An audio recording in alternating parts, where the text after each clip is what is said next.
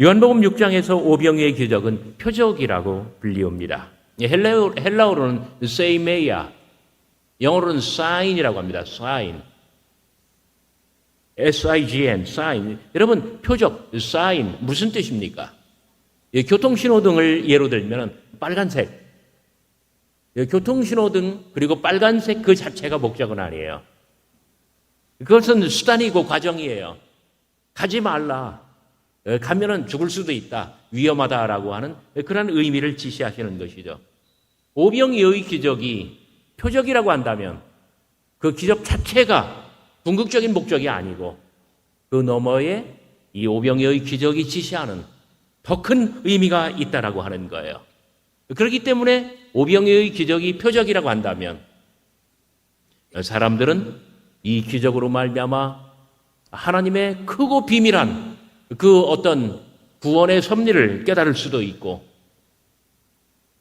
그러나 교통신호등처럼 그 물체, 그 사건 그 자체에만 우리의 시선을 고정시키고 그 너머에 있는 그 깊은 속뜻을 생각하지 않는다면 우리는 오해에 빠지고 말 것입니다. 첫째, 오병이어의 표적은 예수님의 정체와 복음의 비밀을 계시해 줍니다. 그날 사람들은 빵과 물고기를 먹었습니다. 그날 먹고 배불렀다. 거기에 머물면 하나님의 구원의 역사를 놓치게 된다는 거예요. 사람들을 살리는 진정한 빵과 음료는 예수 그리스도의 살과 피라고 합니다. 예수님께서는 말씀하십니다.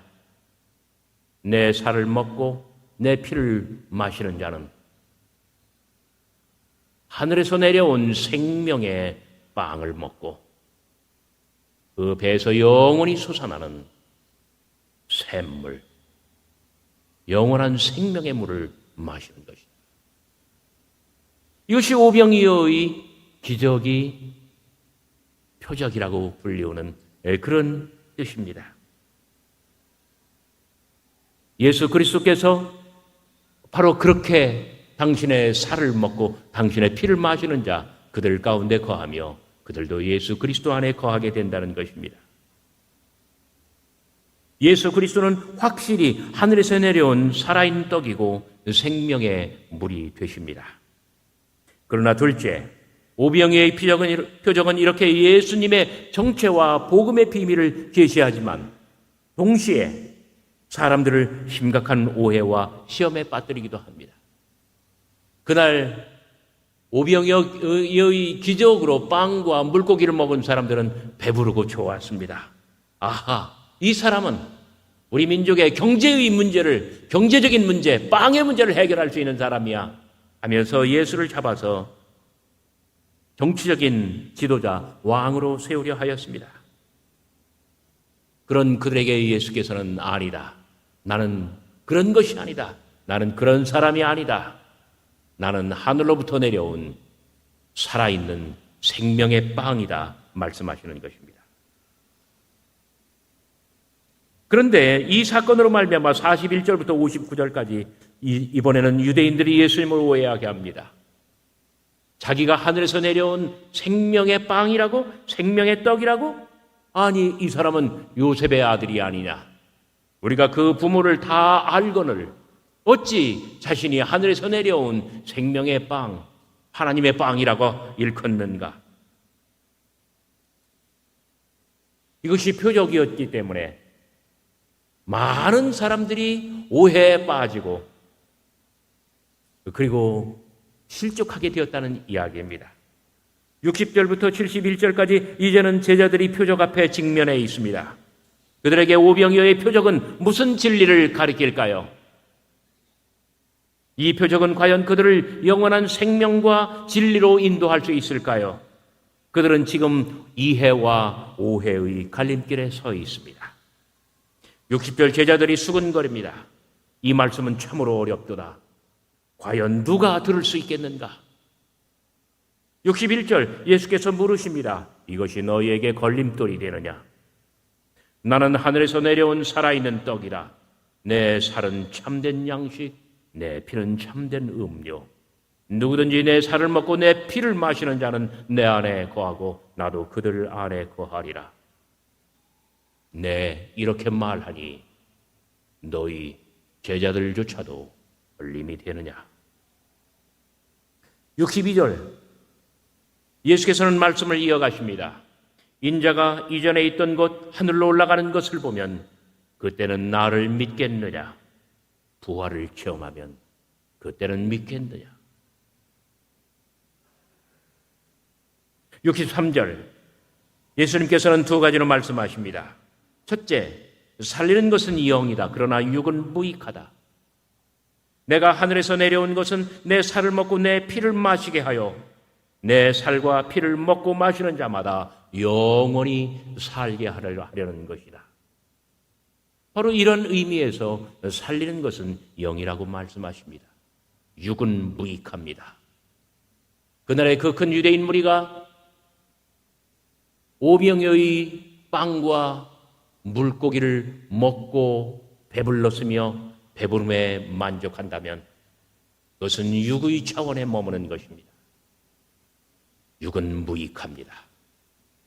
그러나 그 사건을 통하여 예수 그리스도께서 십자가 위에서 주실 당신의 생애로 주실 영원한 생명의 빵, 이 빵을 먹고 영원한 생명의 음료, 그 배에서 솟아나는 생명의 물, 그 생수가 되는 것을 마시게 된다면 그 사람들은 영원히 살게 될 것이고, 그리고 그들은 내 안에 거하며 나도 그들 가운데 거하게 될 것이다. 바로 이런 점에서 살리는 것은 영원한 영이라고 말씀하시는 것입니다. 63절 둘째, 내가 너에게 이르는 말은 영이요 생명이다. 여기 내가 너에게 이르는 말 토우 레마타, 여기 레이마라, 우리가 말씀이라고 번역을 했습니다만 원어로는 레이마입니다. 신약성경 다른 곳에 나와 있는 거의 모든 말씀은 로고스입니다. 여러분, 로고스는 무엇이고 레이마는 무엇입니까?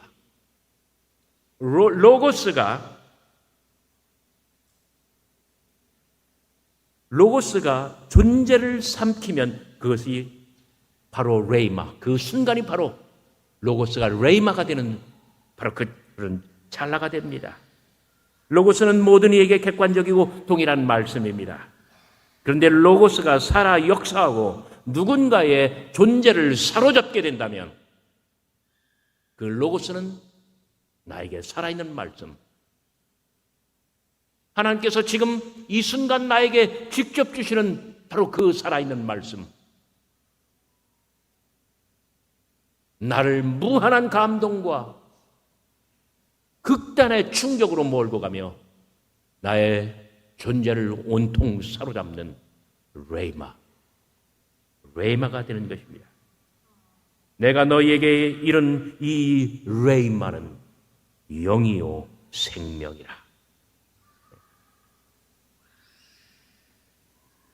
미국 아리조나의 피닉스에 살고 있었던 한 사람이 감옥에서 지긋지긋한 죄수의 나날을 살고 있었습니다.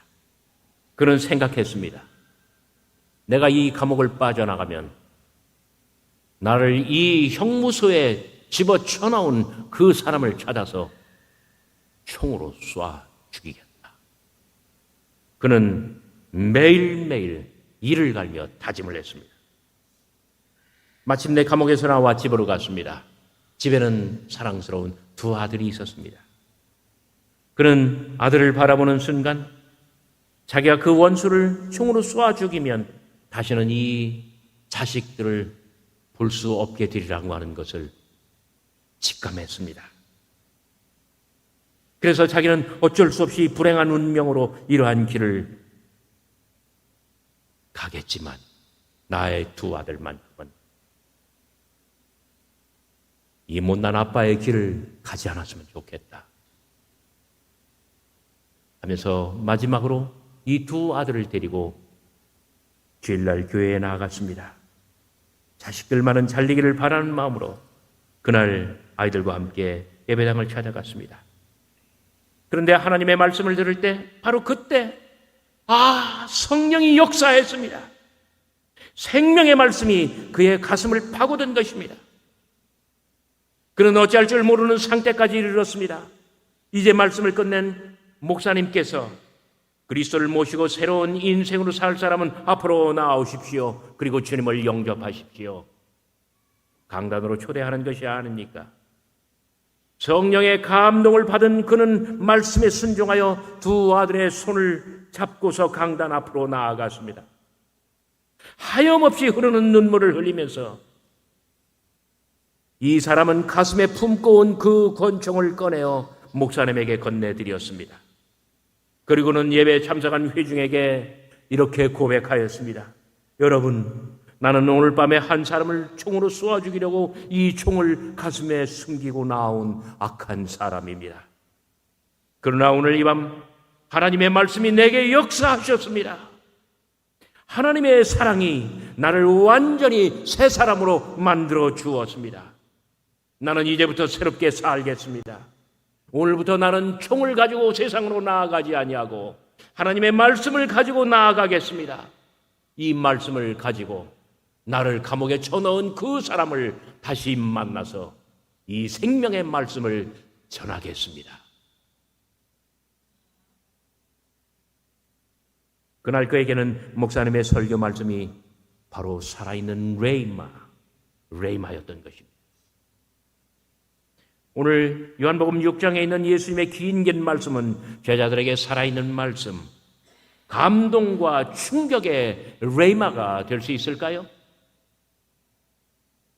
66절, 그러나 감동은 그들에게 오질 않았습니다. 감동을 받기에는 그들의 가슴이 너무나 냉랭하고 무뎠던 것입니다. 그래서 많은 제자들이 예수님을 떠나갔습니다. 직역하여 읽으면 예수님 뒤로 물러갔다. 그리하여 더는 그와 함께 가지 아니하였다. 뒤로 물러갔다. 그리하여 이후로는 함께 걷지 아니하였다. 여기 이렇게 뭐랄까요? 페리파테오라고 하는 동사를 사용합니다. 함께 걷지 아니하였다. 67절, 12만이 남았습니다. 예수님께서 그들에게 물으십니다. 너희도 가려느냐? 68절, 69절, 12를 대표하여 시몬 베드로가 답하였습니다. 주여, 영생의 말씀이 주께 있사오니 우리가 누구에게로 가오리까? 여기 영생의 말씀, 레이마타 조에이스 아이오니우, 레이마타 조에이 아이오니우, 영원한 생명의 레이마. 주여, 영원한 생명의 레이마가 주께 있사온데 우리가 누구에게로 가겠나이까? 우리가 주님께 말씀을 들으면 그 말씀은 언제나 우리의 마음을 사로잡습니다. 우리가 주의 말씀을 들으면 그 말씀은 우리의 존재를 완전히 사로잡습니다. 우리의 심령이 떨리고 우리의 실존이 포로가 되며 우리의 온 생애가 당신의 그 말씀 안에 포로가 되거늘 우리가 누구에게로 갈 수 있다는 말입니다.